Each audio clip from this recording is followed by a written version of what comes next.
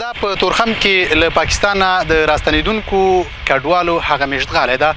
دلته د نورو خدماتونو ترڅنګ برېښنا ریاست هم پراخ خدمات ترسره کړي.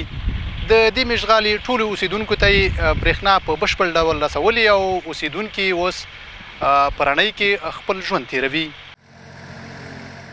مشتغالې ته د ننګرهار برېښنا ریاست له لوري ټاکل شوي مسؤلین قاري رحمت الله او فني کارمند امین الله وایي کمپ روښانولو په موخه یې زرګونه میټره لاین غځولی او لسګونه ګروپونه یې لګولي تر څو کډوال روښانه ژوند وکړي.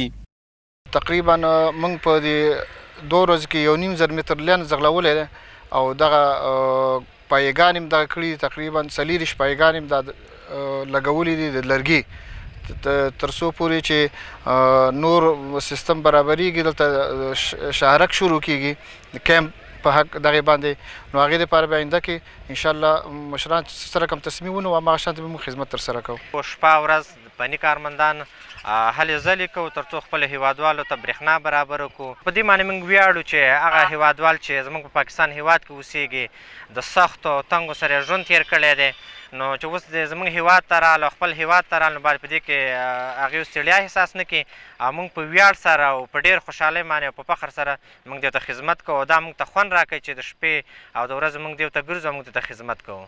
کډوال عبدالخالق عبدالوکیل او ملک دین ورته هم خوښ دي. وایي تیاره ژوند یې روښانه شو. به ما برق آمد، سهولت آمد، آب آمد، نان آمد، 24 ساعت نانی ما میرسه، خوراکی ما میرسه. بسیار ما خوش هستیم از امارت اسلامی. مثلا دلته تپه تیاره و مخکې یو خیمه د بلې خیمې ته نشو تللی خو د الله شکر دی هغه په زرهاو لایټونه یې دلته ولګول زمینه یې ښه موږ ته رڼا کړله سهولت یې موږ ته د اوبو د هر څه برابر کړی دی. ګروپونه لګېدلی شکر الحمدلله موږ د امارت اسلامي نه شکرګزار یو چې موږ ته ګروپونه ولګول خواړه ورچې زمینه برابر.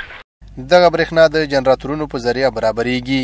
مسؤلین وایي راتلونکي کې د منظم او دایمي برېښنا برابرولو لپاره هم پلان لري.